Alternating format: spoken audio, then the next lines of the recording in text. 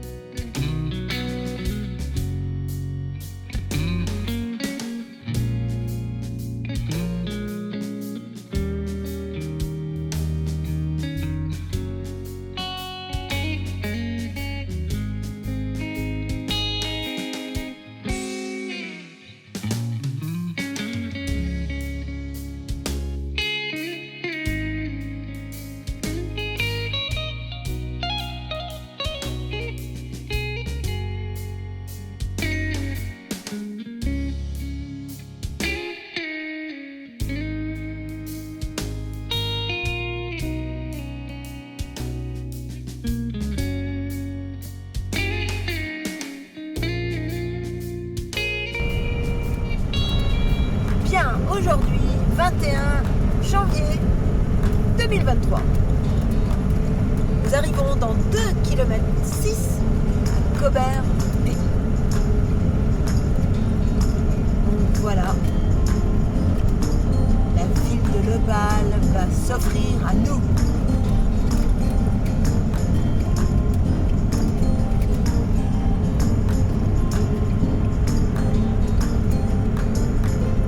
On vous fait partager notre arrivée. Découvrons la périphérie de Cobert-Pays.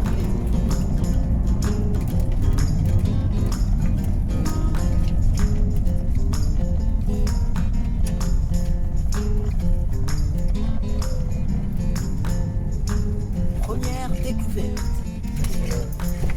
Symbole mythique. Comme Cobert-Pays. Voilà.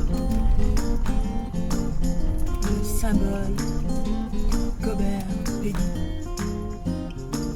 Voilà. Notre première expérience underground qui visite un musée donc, qui est installé dans une ancienne mine.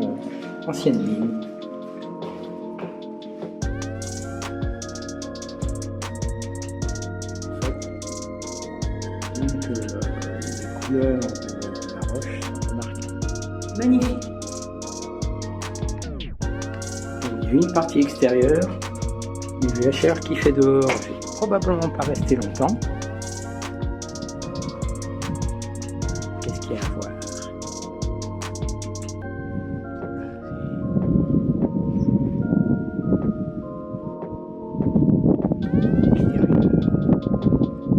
Du musée. Ah, on va voir qu'est-ce qu'on voit là.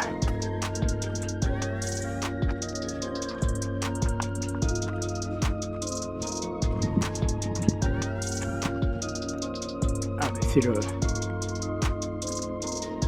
cheminée de la mine.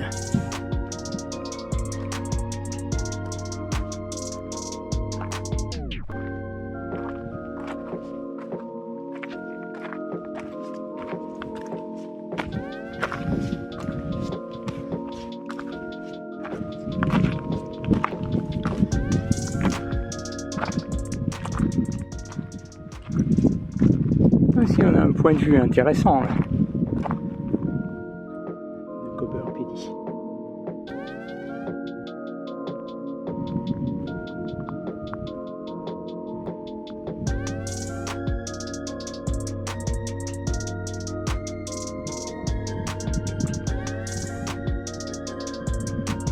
Une espèce de colline rouge en face qui paraît assez banale. En fait, c'est un grand hôtel, vu de l'arrière. On s'en rend pas compte. Bon, retour à l'intérieur, c'est vraiment trop chaud.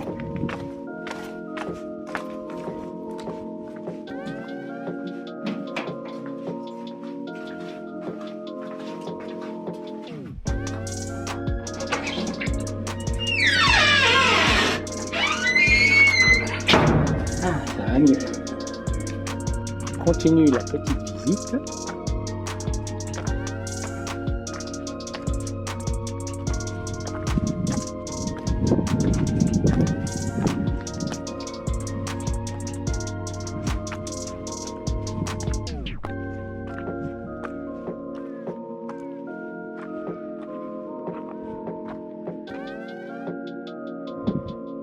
Et ça doit être la clim de la mine ou mine magasin qu'on va aller voir maintenant. Allez, je vous emmène. Je ne sais pas si je vais pouvoir filmer à l'intérieur. Je récupère Domi dans le choupi.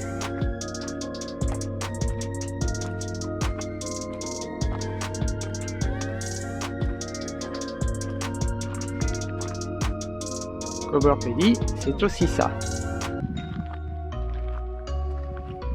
Et non, vous n'êtes pas dans un épisode de Star Wars, et pourtant, c'est bien les restes d'un faisceau spatial. me demandez pas l'histoire de ce truc-là, je n'en ai aucune idée. Mais quand même, ça vaut le coup d'œil. Bon alors finalement, ce décor a été créé en 1998 pour un film qui s'appelait Pitch Black.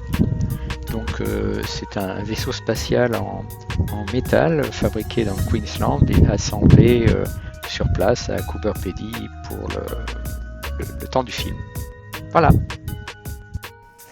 Un petit coin de paradis dans un désert australien. Bien, je fais une petite vidéo donc de l'endroit que nous avons trouvé pour passer 2 nuits à Cooper Pedy. Voilà, donc ça c'est l'extérieur, il est 6h du soir, il doit faire 34, 35. Mais c'est trop mignon, franchement. Donc, là, le tropie reste au soleil un petit moment, hein. Mais la nuit va tomber, certainement, bien sûr, dans 3-4 heures. Donc voilà. Nous allons pénétrer dans le studio que nous allons trouver pour découvrir cet endroit improbable. Ah, fraîcheur. 25, 24. Alors, le coin cuisine. Le coin studio. N'oubliez pas que mon mari est ingénieur, expert, mais pas que ça, coiffeur, cuisinier, épilateur, chercheur d'opale, enfin, je peux pas faire la liste, c'est trop long.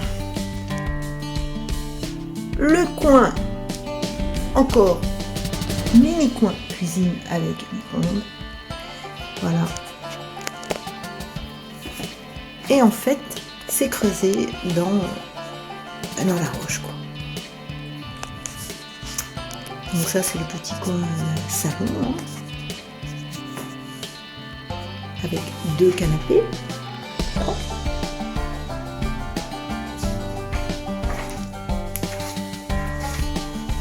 Évidemment, un joli tableau d'origine aborigène. Puis, la chambre nuptiale.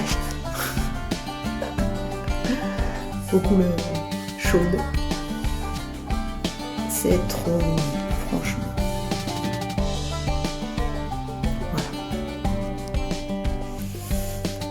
Mais la surprise, c'est que ce n'est pas fini. Ensuite, on peut inviter, si on veut, les 4 copains, ou copines, puisqu'il y a aussi 4 couchages de plus, en lit superposé. Voilà, pareil, hein, mur fraîche, aux couleurs chaudes, couleur d'ici d'ailleurs. Hein. La terre, elle est de cette couleur. Ensuite, évidemment, après les 35, voire des fois 39 degrés, la douche est indispensable. Tout y est. Toilette, douche, lavabo. Classe. Voilà.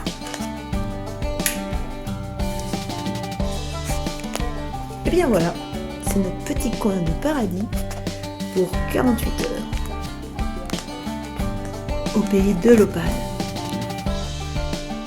Je vais retrouver mon petit canapé. Voilà, l'homme de ma vie en face de moi. Et je vais continuer mes petites lectures. Situé à une trentaine de kilomètres au nord de Cooper Pedy, les Cancun Breakaways sont un site fascinant. Pour y accéder, on doit longer la dog fence pour y arriver. C'est une barrière de plus de 5000 km de haut. Il s'agit forcément de la plus longue du monde. Elle fut construite dans les années 1880 pour empêcher la propagation des dingos sur la côte sud de l'Australie. Et cette région reste aujourd'hui très importante dans la culture aborigène et de nombreuses caractéristiques du parc font partie des histoires qui sillonnent le pays, en s'étendant sur des milliers de kilomètres. Les amateurs de cinéma reconnaîtront le décor qui servit au tournage de Mad Max 3 et aussi de Priscilla, folle du désert. Nous voilà arrivés au Breakaways Ranges, un petit peu en avance pour le coucher de soleil. Et c'est quoi le coucher de soleil?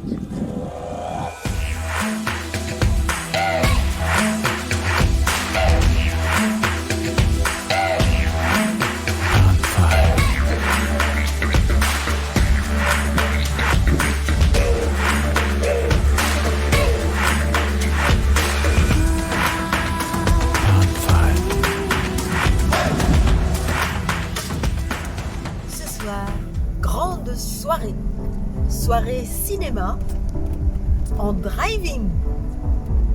Ah, alors là, celle-là je l'ai jamais fait encore. Tu l'as déjà fait toi, chérie? Ah non.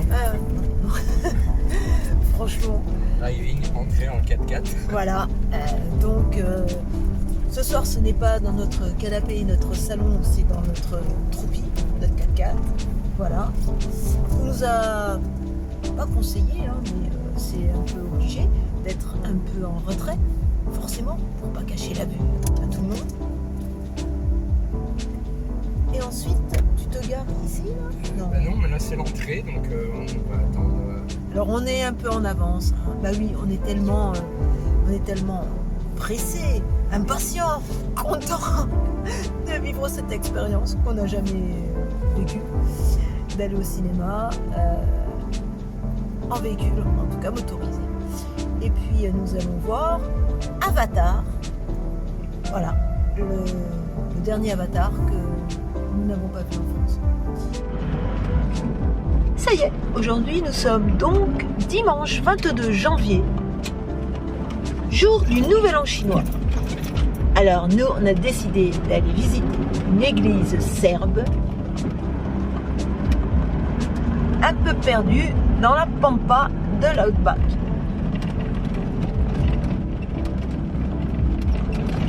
Puis après tout, le dimanche, hein, c'est jour de messe.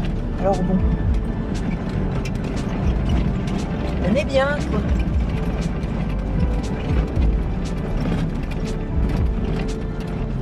Voilà l'entrée de l'église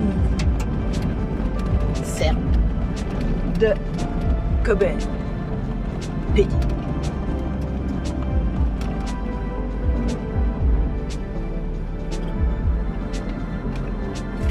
Ça change au niveau architectural, c'est sûr. Nous ne sommes pas habitués. Le ciel est toujours aussi bleu. La terre est toujours aussi belle. C'est-à-dire orangée, rose, ça dépend. Mais ça donne des couleurs vraiment magnifiques. Ah bah c'est en coordonnée avec le t-shirt. J'ai mis le polo qui va bien avec la roche. Ah oui. Mais c'est en harmonie, hein, c'est dimanche, Voilà. jour de l'an. C'est encore donné. C'est en coordonnée. Jour de l'an chinois. Bon, Voilà. j'y vais moi. La...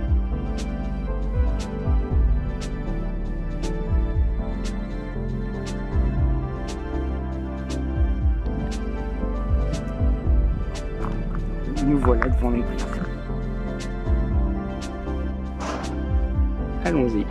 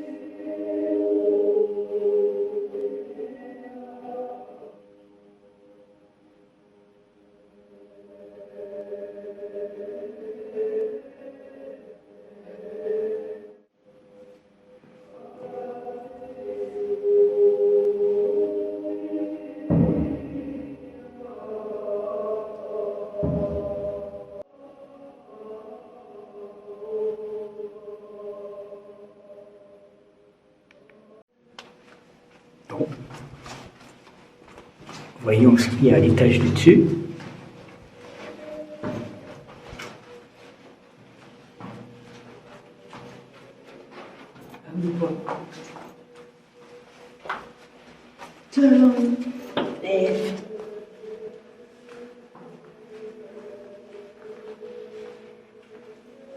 Ah, c'est une autre vue de...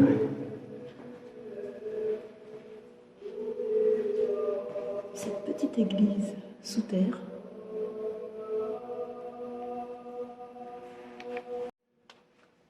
Bon. Voyons ce qu'il y a à l'étage du dessus.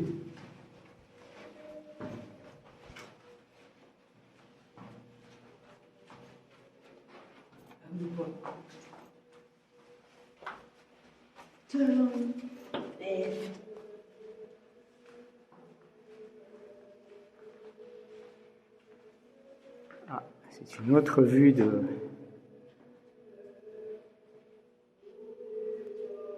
Cette petite église sous terre.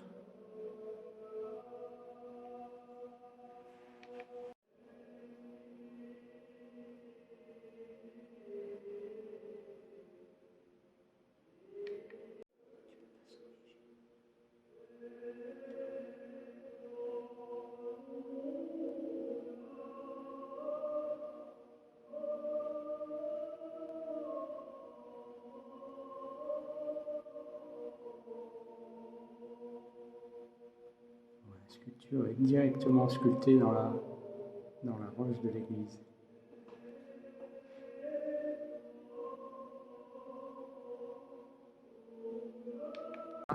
Après cette petite visite, on va reprendre notre troupie et on va aller se promener un peu. Pas encore trop où, mais bon. Après l'église orthodoxe serbe, allons voir à quoi ressemble l'église catholique. Parce qu'elle est bien catholique. Non, non, non, non.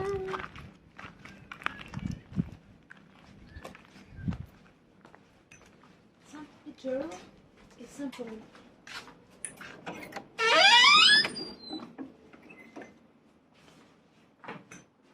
Petit hall d'accueil.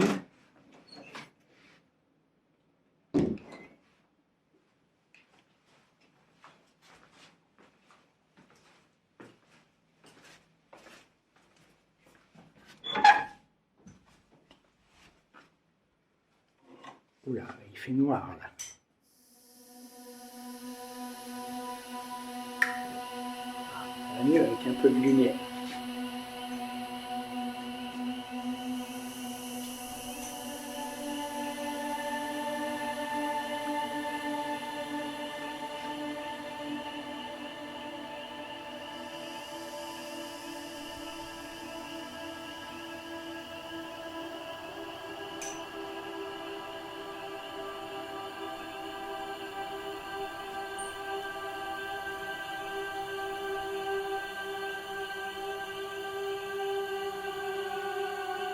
Alors, le commentateur, Le professeur, il regarde un peu tout, il touche B. Touche B. Touche 3, B.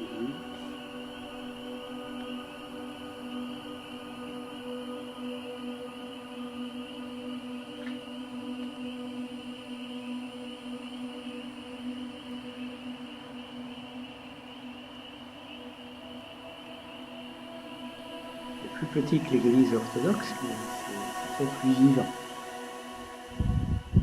Et voilà, notre séjour à Coober Pedy se termine. Maintenant, retour sur la péninsule d'Air par les pistes, direction Seduna. En une seule étape, cette fois, ça devrait suffire vu qu'on connaît la piste, et c'est 300 km sur un total de 600.